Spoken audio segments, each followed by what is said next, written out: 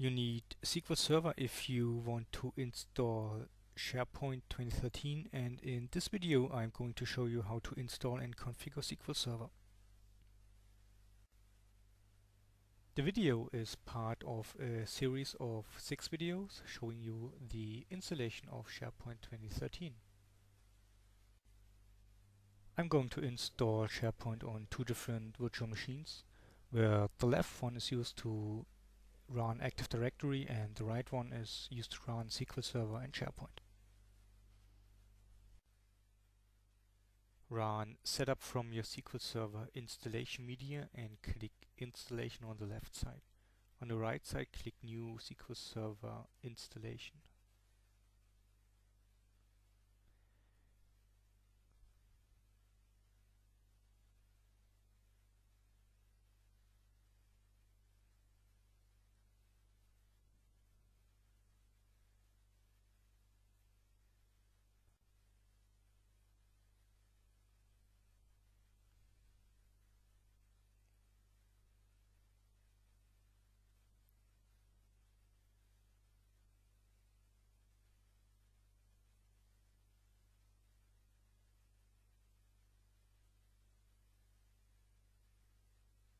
Wait until Setup has installed the installation support files and click Next on the Setup Support Rules. On the next screen you can choose to install a SQL Server feature installation, and after that you can choose the features you want to install for this SQL Server instance. So depending on your needs you can choose, or you might need to choose, additional features to install.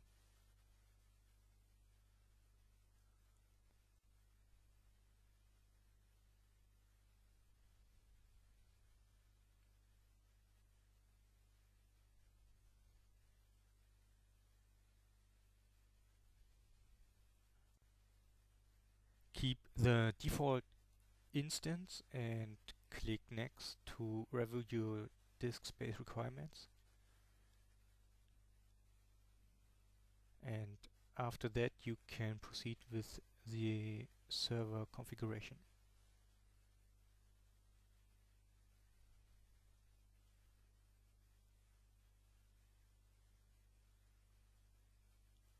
Here you need to enter the service accounts we created earlier for the SQL Server Agent and SQL Server Database Agent.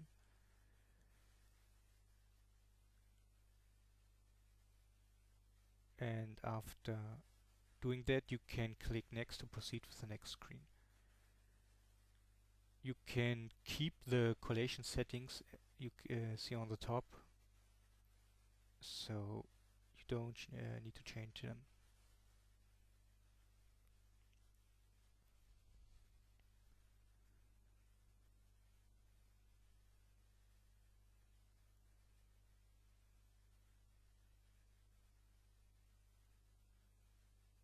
As you can see on the top, you can enable file stream if you need to. You can change the data directories, and here you can, or you need to add the current user as a SQL Server administrator.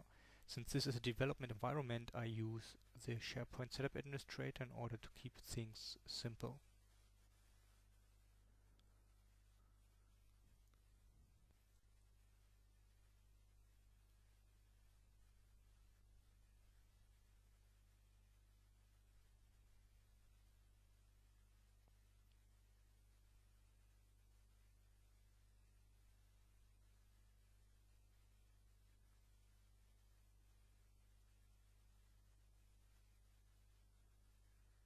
Review your installation options on the next screen and click Install to proceed with the installation.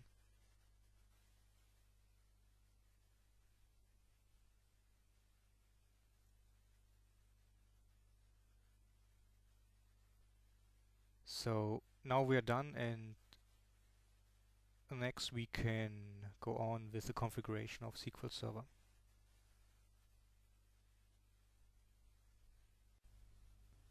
At the end, we need to do one more configuration step. The SharePoint Setup Administrator used to install SharePoint needs two roles in SQL Server, and the roles are DB Creator and Security Admin, so we need to assign them manually.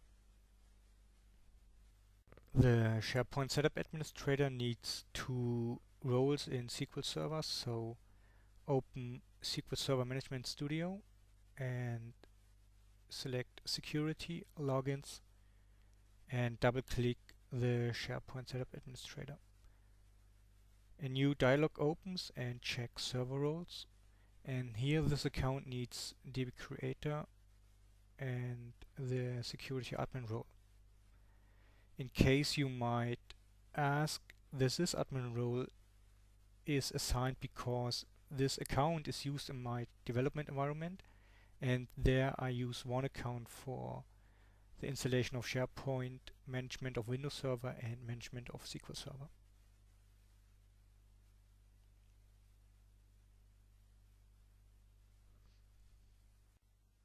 So what to do next? You can have a look at one of the other videos about software and hardware requirements, Active Directory, SQL Server, Windows Server, or SharePoint 2013. Or you can go to my blog and have a look at updates, errata, scripts, or tips and tricks. As you know, I offer professional SharePoint training in addition to my free training.